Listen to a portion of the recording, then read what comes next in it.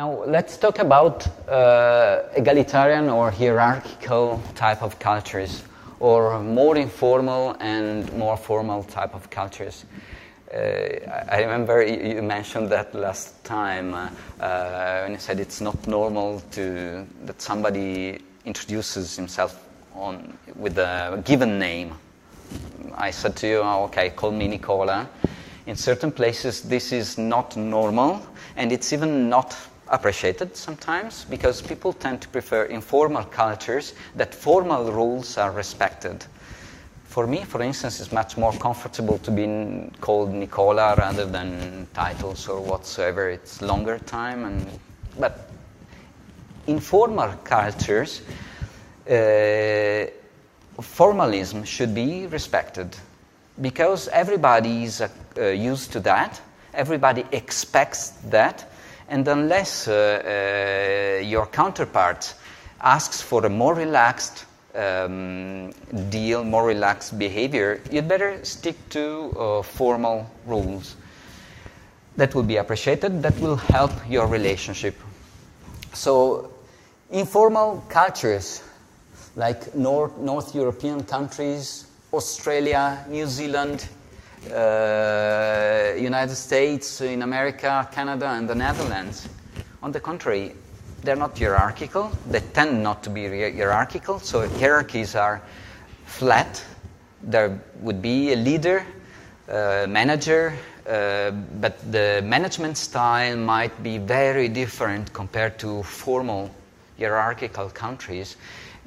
The management could be much more consultative, not autocratic normally, not paternalistic. And in organizations you will see few segments, few hierarchical segments, whereas informal cultures like rest of Europe, in Asia and the Mediterranean region, the Arab region, and even Latin America, there is much more consideration for the status of the person, social status or rank in an organization, and this requires requires a peculiar attitude toward a senior rank, high rank, and a lower rank. I mean, I think that if I talk to the president of a big Japanese corporation, I have to recognize and behave formally, recognizing the rank of this person as president, his very high position, highest in the organization, and I should behave accordingly. Whereas in Denmark yes, there might be the president of an organization, but that person might get to talk to you very easily, despite you're a junior person, is more accessible, there is less distance also. So let's be aware of the different forms of respect in hierarchical and non-hierarchical cultures.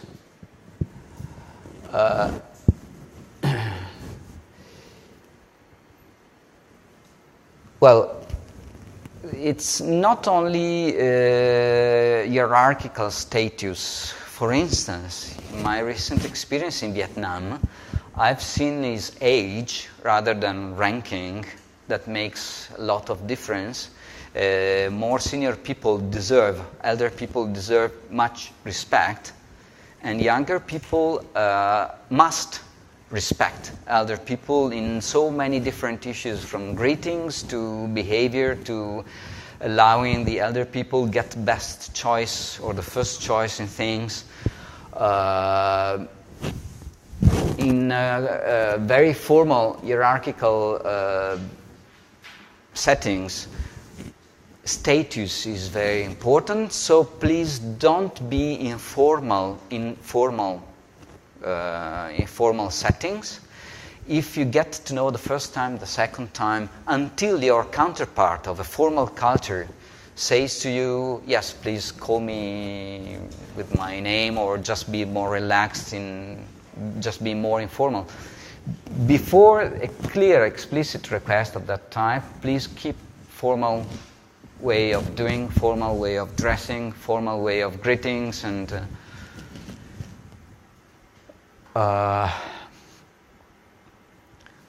even the United Nations. If you read the manuals of the United Nations, they recommend to you start.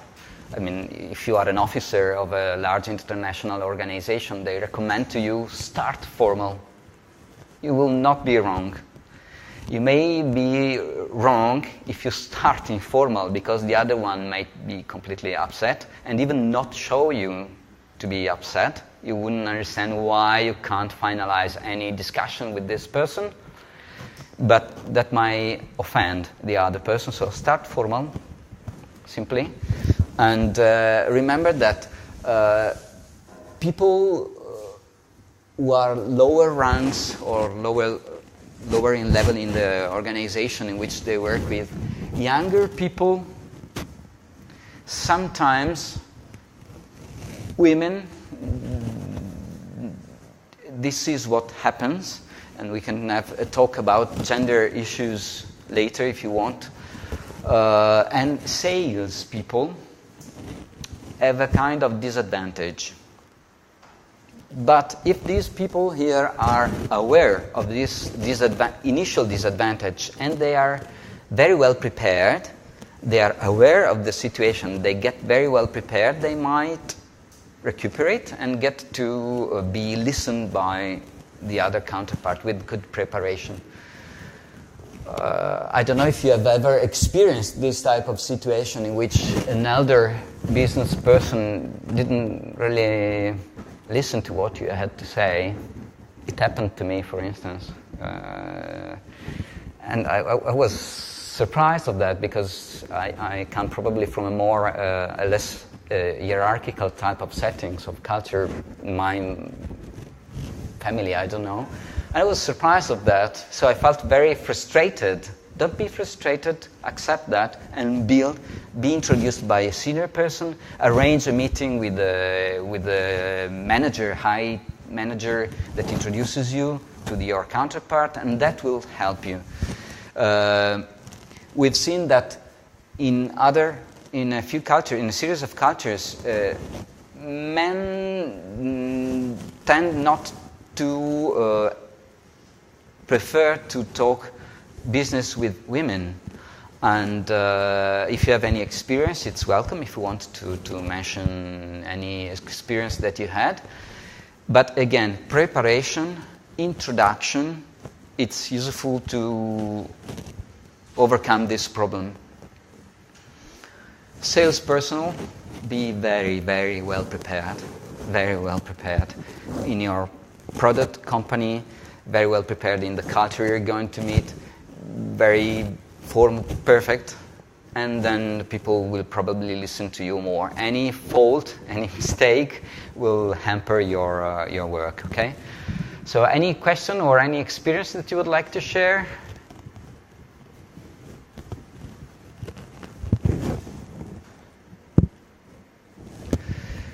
Okay, we've already said, even over formality is less problematic than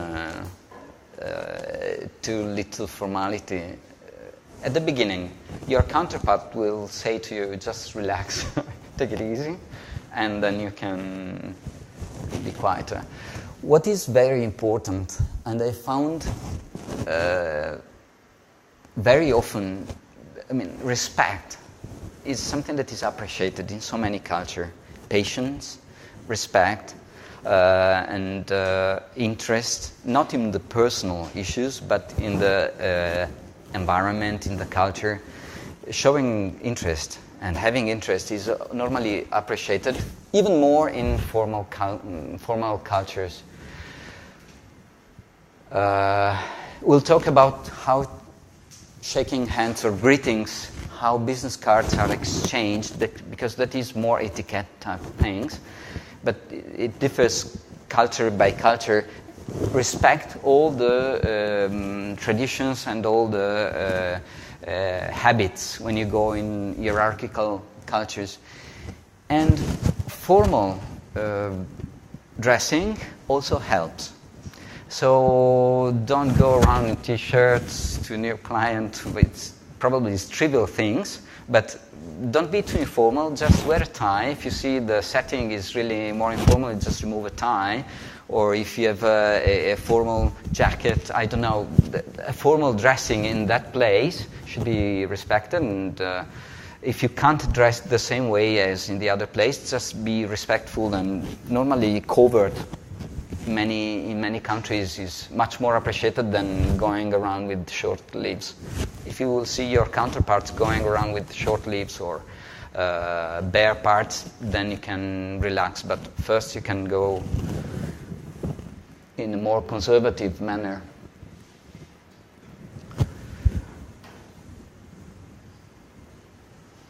Okay. If you are in formal or hierarchical cultures, often there is also an etiquette, a behavior concerning invitations. You normally propose something, you're kind.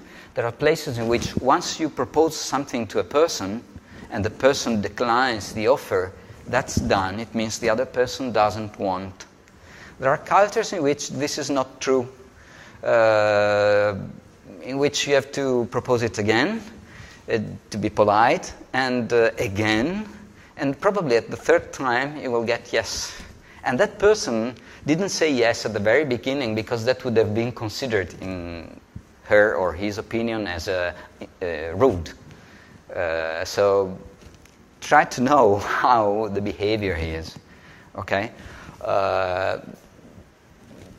I don't know if you had this experience, but I have it very often. I also behave in this way sometimes. I don't know why. It's part of my background, my iceberg part. Try to learn the behavior in insisting in offering something to your counterpart, depending on the culture. That could be especially for meals, food, but also other aspects.